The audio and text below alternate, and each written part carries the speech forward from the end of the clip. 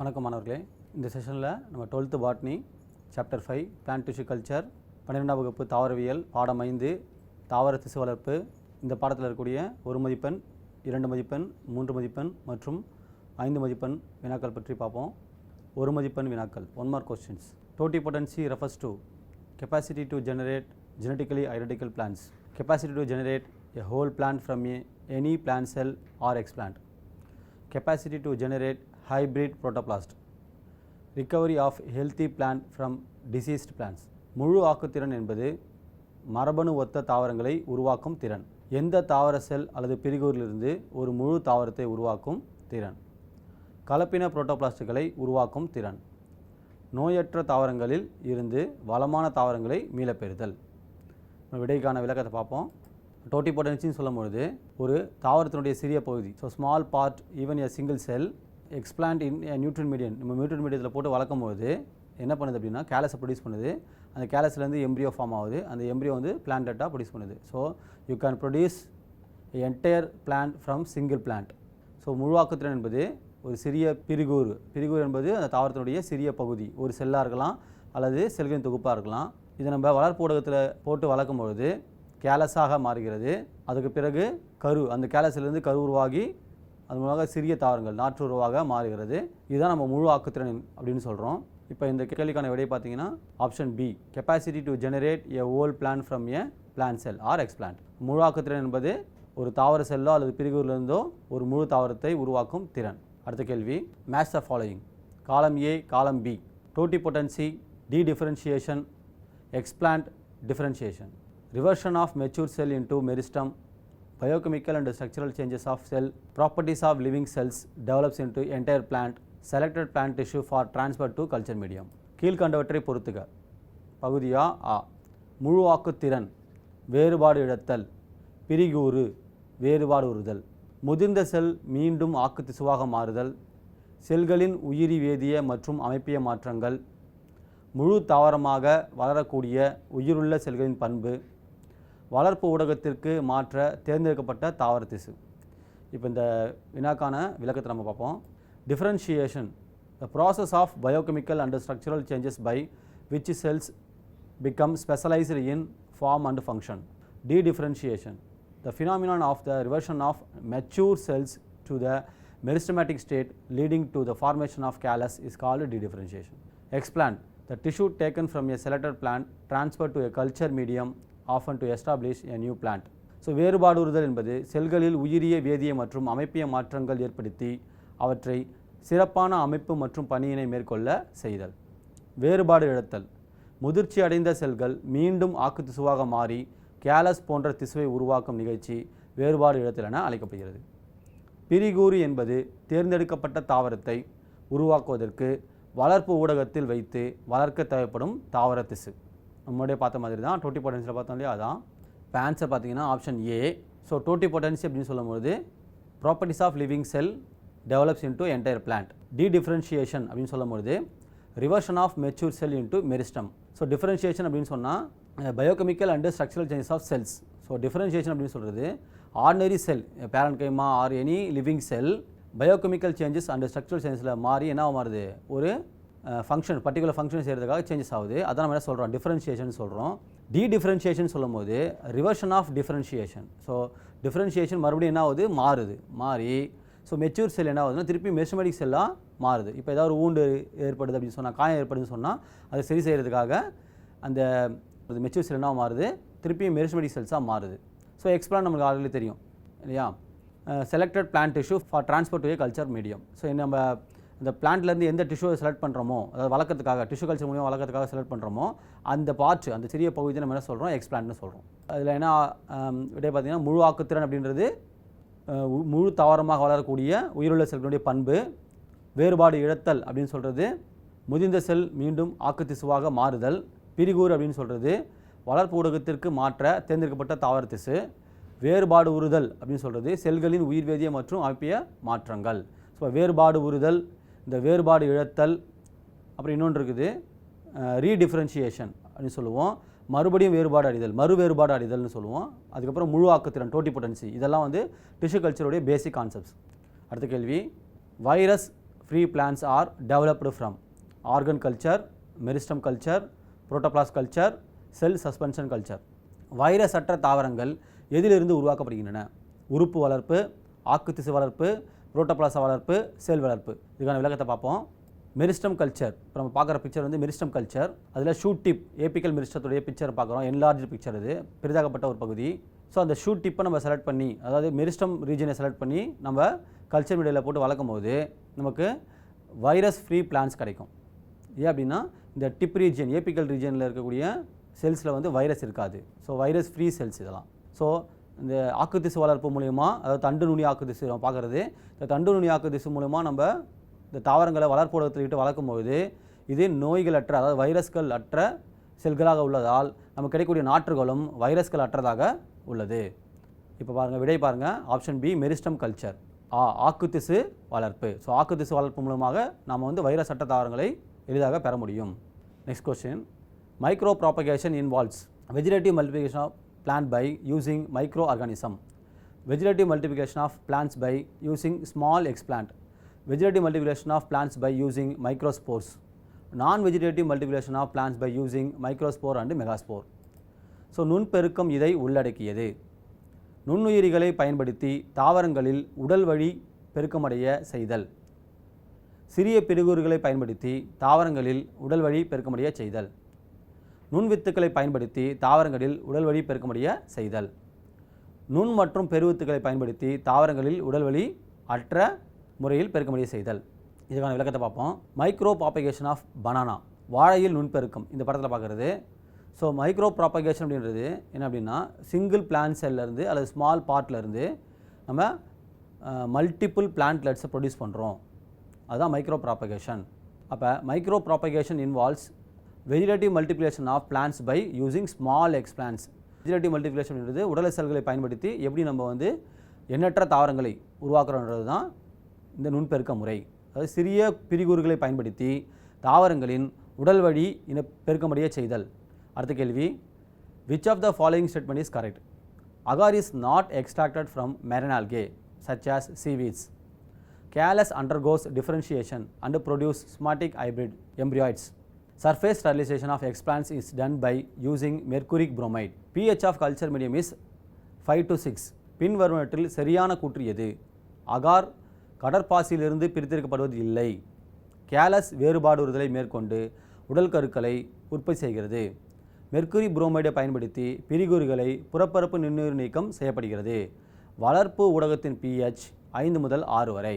இதுக்கான விளக்கத்தை பார்ப்போம். So agar is a complex mucilaginous polysaccharide obtained from a marine algae used as solidifying agent in media preparation. Somatic embryos. The callus cell undergoes differentiation and produces somatic embryos known as embryoids. Sterilization of explant. The plant material used for tissue culture should be surface sterilized by 0.1% mercury chloride or 70% ethanol.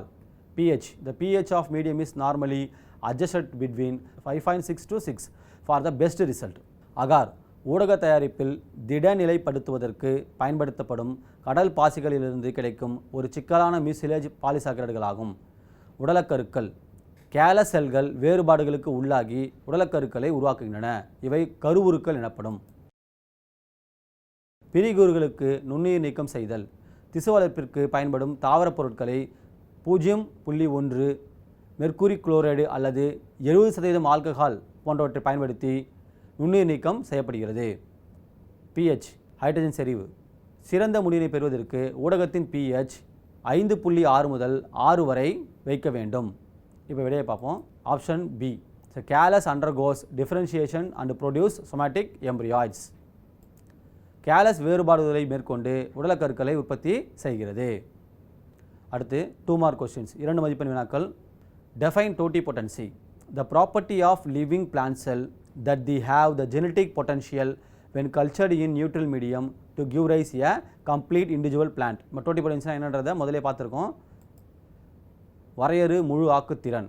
மரபியல் திறன்களை கொண்டுள்ள உயிருள்ள தாவர செல்களை ஊட்ட ஊடகத்தில் வளர்க்கும் போது அவை முழு தனி தாவரமாக வளர்ச்சியடையும் பண்பே முழு ஆக்குத்திறன் எனப்படும். நம்ம முதல்ல பார்த்தது தான் இந்த டோட்டிபோட்டன்சி என்ற பிக்சர் பார்க்குறோம். சிங்கிள் பிளான்ட் செல்லேருந்து எப்படி நம்ம என்டையர் பிளான்ட்டை கொண்டு வரோன்றது. ஸோ ஸோ ஒரு பிரிகூர்லேருந்து எப்படி நம்ம முழு தாவரத்தை உண்டாக்குறோம் அப்படின்றது தான் முழு ஆக்குத்திறன். அடுத்த கேள்வி, what is sterilisation? Sterilization is the technique employed to get rid of microbes such as bacteria and fungi in the culture medium, vessel and explants. நுண்ணுயிர் நீக்கம் என்றால் என்ன? நுண்ணுயிர் நீக்கம் என்பது வளர்ப்பு ஊடகம், வளர்ப்பு கலன்கள், பிரிகூறு போன்றவற்றிலிருந்து நுண்ணுயிர்களான பாக்டீரியங்களையும் பூஞ்சைகளையும் நீக்கும் தொழில்நுட்பமாகும்.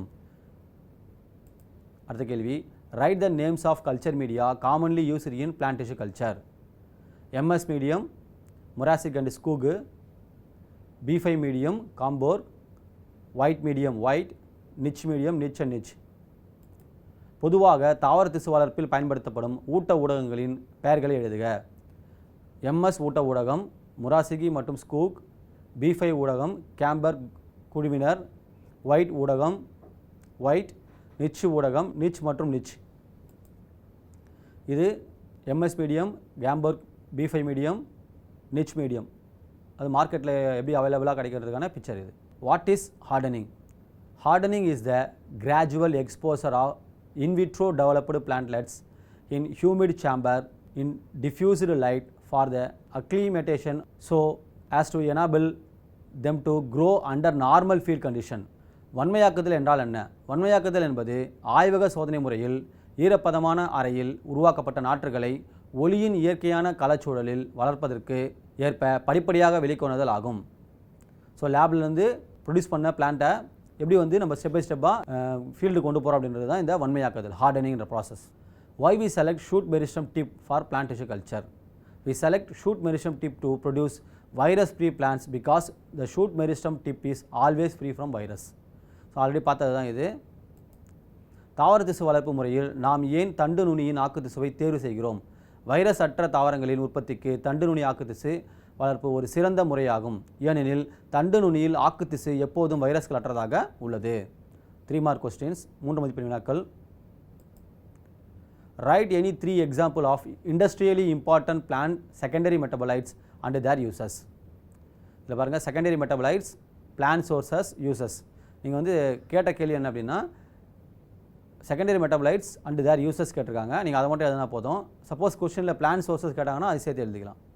So secondary metabolites, digoxin, plant source Digitalis purpurea, uses cardiac tonic.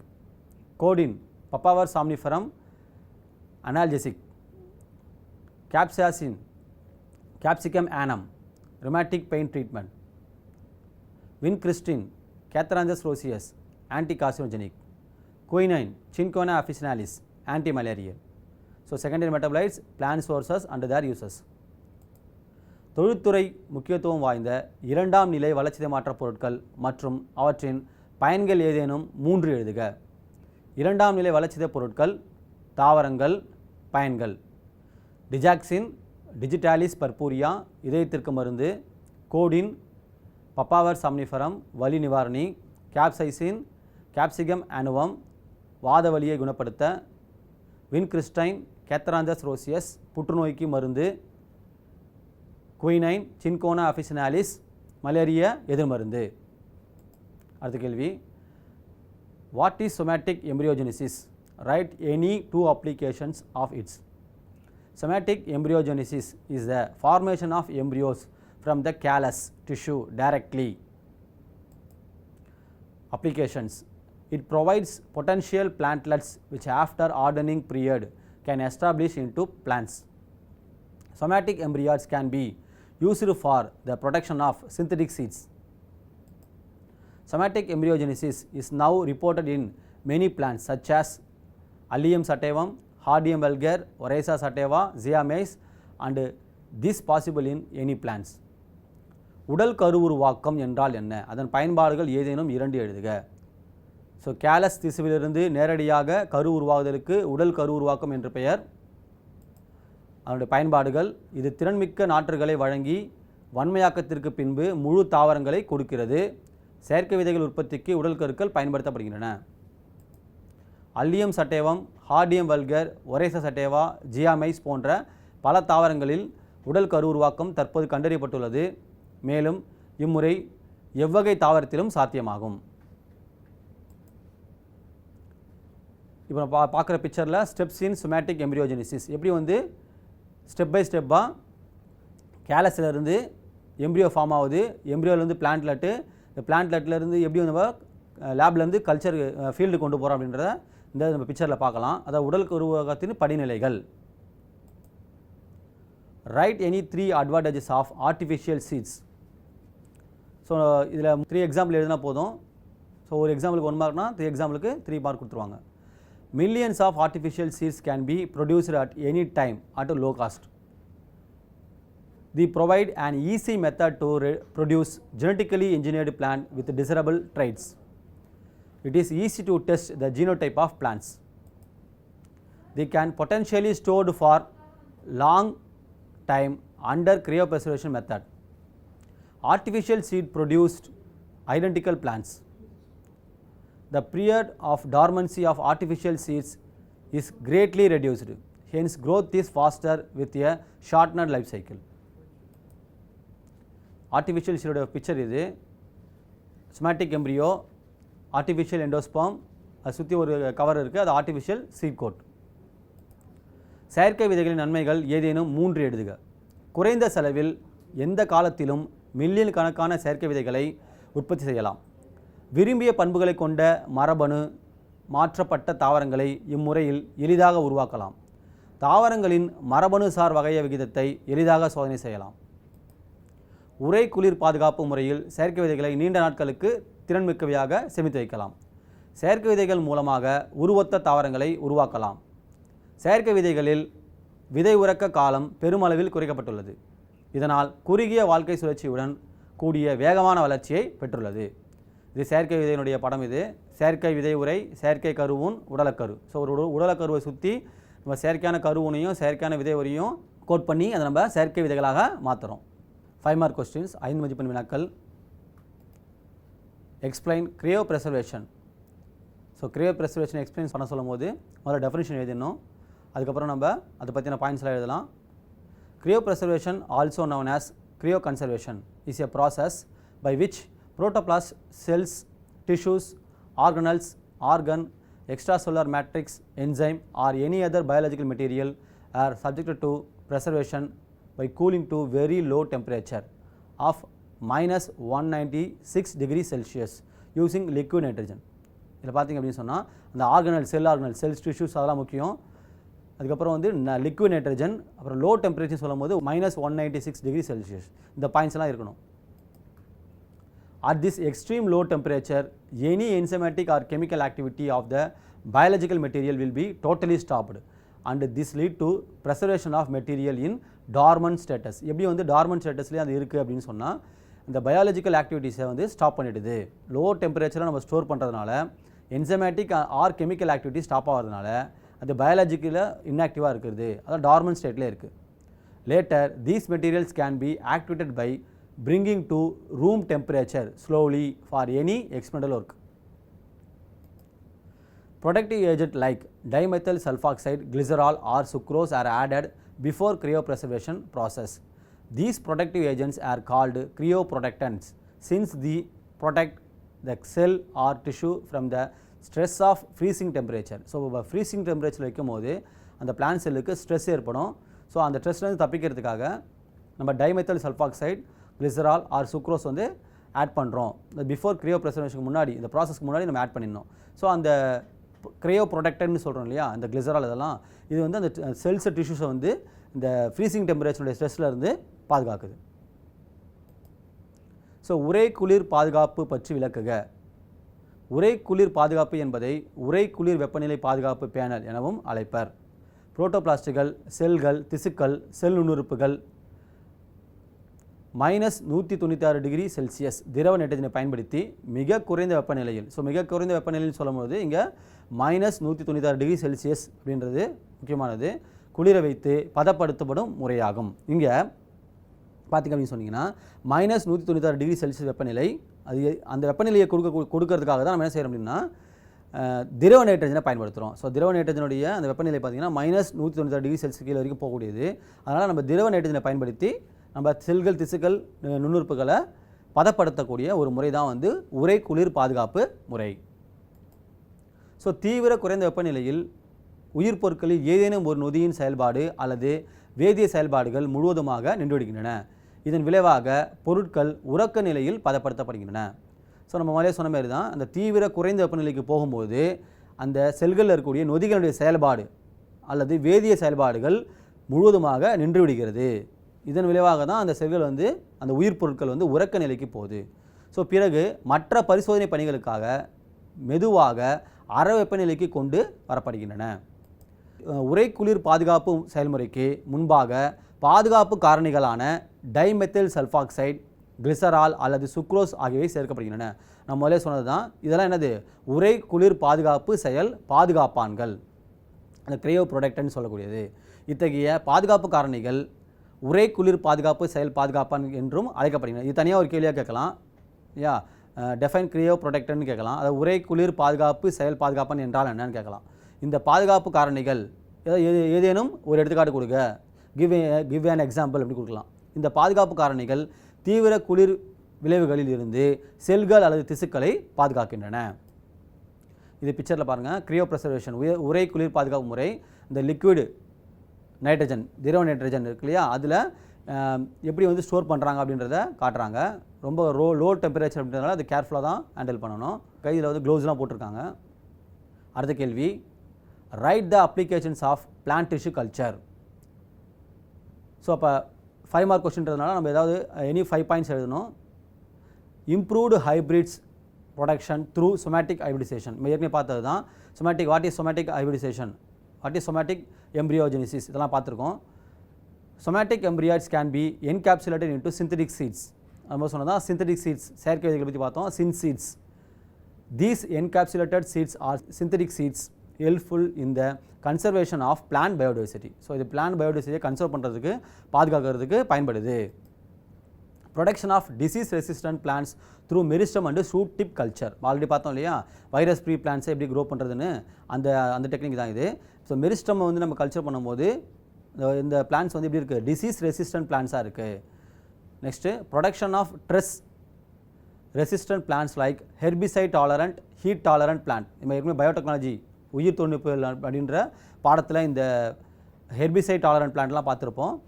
So அப்போ இந்த மாதிரியான தாவரங்களை வந்து நம்ம மரபு ரீதியாக மாற்றம் செஞ்ச பிறகு, ஜெனட்டிக்கலி மாடிஃபை பண்ண பிறகு எதை வச்சு நம்ம ப்ராபகேட் பண்ணலாம்னா டிஷ்யூ கல்ச்சர் மூலிமா ப்ராபகேட் பண்ணலாம். அதான் சொல்கிறாங்க, production of stress resistant plants like herbicide tolerant, heat tolerant plant. Micro propagation technique to obtain large number of plantlets of both crop and tree species useful in forestry within a short span of time and all through the years. So forestryல முக்கியமாக இந்த micro propagation technique வந்து ரொம்ப யூஸ்ஃபுல்லாக இருக்குது. So within short டைமில் நம்ம எப்படி வந்து மல்டி நம்பர் ஆஃப் பிளான்ட்லெட்ஸை வந்து அது கிராப்பாக இருக்கலாம், ட்ரீயாக இருக்கலாம், பிளான்ட்லெட்ஸை வந்து நம்ம ப்ரொடியூஸ் பண்ணுறது அப்படின்றது இந்த மைக்ரோ ப்ராபகேஷன் டெக்னிக் மூலமாக தான்.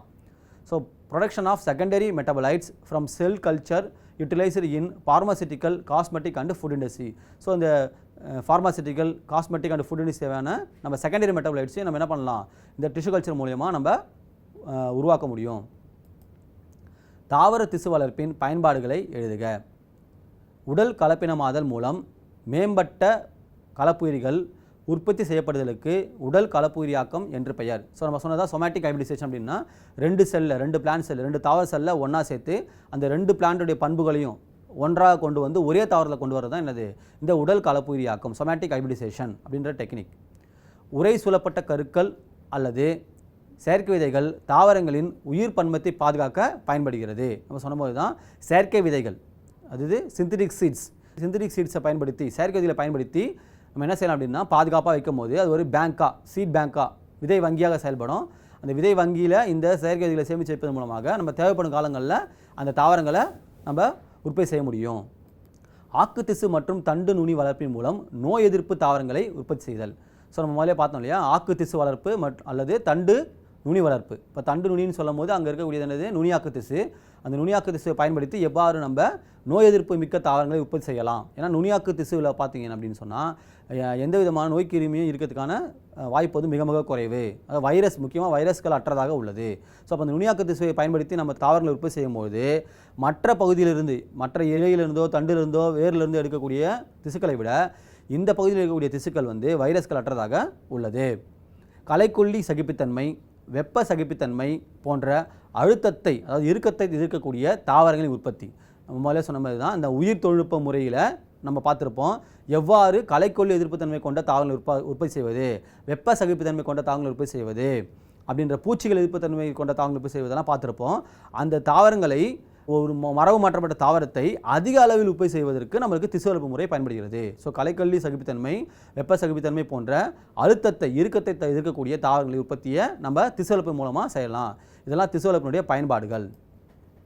வருடம் முழுவதும் குறைந்த காலத்தில் பயிர் மற்றும் வனத்திற்கு பயன்படும் மரச்சிற்றினங்கள் அதிக எண்ணிக்கையிலான நாற்றுக்கள் நுண்பெருக்க தொழில்நுட்பம் மூலம் கிடைக்கின்றது. வருடம் முழுவதுமாக இந்த சீசனில் கிடைக்கல, இந்த இதில் காலநிலை கிடைக்கல அப்படின்னா கூட நம்ம அந்த விதைகளுக்காகவோ இல்லை பழங்களுக்காகவோ நம்ம வெயிட் பண்ண வேண்டிய அவசியம் கிடையாது. நம்ம என்ன செய்யலாம்னா, அந்த தாவரங்களுடைய செல்களிலிருந்து, திசுக்கள் இருந்தோ நம்ம என்ன செய்ய முடியும், வருடம் முழுவதும் இந்த தாவர பயிர்களை நம்ம உற்பத்தி செஞ்சுட்டே இருக்க முடியும். ஸோ அப்போ நம்ம இந்த டைமில் தான் செய்யணுன்றது இது அவசியம் கிடையாது. ஸோ நம்ம எப்போ தேவைப்பட்டாலும் நம்ம இந்த திசு வளர்ப்பு முறையை பயன்படுத்தி அந்த தாவரங்கள் சிற்றினங்களை நம்ம அதிக எண்ணிக்கையில் கொண்டு வர முடியும். அதுதான் முக்கியமானது. ஸோ அப்போ இதெல்லாம் வனத்துறை, ஃபாரஸ்ட் டிபார்ட்மெண்ட்டில் ரொம்ப யூஸ்ஃபுல்லாக இருக்குது. ஒரே ஒரு பயிர் வகை நாற்றுகள் ஒரு 1000, 2000 இல்லை 10,000 தேவை அப்படின்னு சொன்னால் இனிமேல் செய்யலாம், திசு வளர்ப்பு முறையில் நம்ம உருவாக்க முடியும். செல் வளர்ப்பில் இருந்து உற்பத்தி செய்யப்படும் 2ஆம் நிலை வளர்ச்சிதை மாற்ற பொருட்கள், மருந்து பொருட்கள், அழகு சாதன பொருட்கள் மற்றும் உணவு தொழிற்சாலைகளை பயன்படுத்தப்படுகிறது. அப்போ செல் வளர்ப்பு மூலமா நம்ம இந்த செல் உற்பத்தி செய்யக்கூடிய 2ஆம் நிலை வளர்ச்சிதை மாற்ற பொருட்களான அந்த மருந்தாக இருக்கலாம், இல்லை அழகு சாதன பொருட்களுக்கு தேவையானதாக இருக்கலாம், இல்லை உணவு தொழிற்சாலைக்கு தேவையானதாக இருக்கலாம். ஸோ அந்த மாதிரி எந்த மாதிரியான பொருட்களாக இருந்தாலும் நம்ம அந்த தாவரங்களை வளர்க்கும் போது அந்த தாவரங்கள் உற்பத்தி செய்யக்கூடிய அந்த பொருட்கள் நமக்கு கிடைக்கிறது. 2ஆம் நிலை வளர்ச்சிதை மாற்ற பொருட்கள் நமக்கு கிடைக்குது. அந்த 2ஆம் நிலை வளர்ச்சி மாற்ற பொருட்களை மட்டும் தனியாக பிரிச்செடுத்து நம்ம தொழிற்சாலைகளில் பயன்படுத்திக்கலாம். நன்றி மாணவர்களே. அடுத்த வகுப்பில் மேலும் சில முக்கியமான 1 மதிப்பெண், 2 மதிப்பெண், 3 மதிப்பெண் மற்றும் 5 மதிப்பெண் வினாக்களை காணவிருக்கிறோம். நன்றி.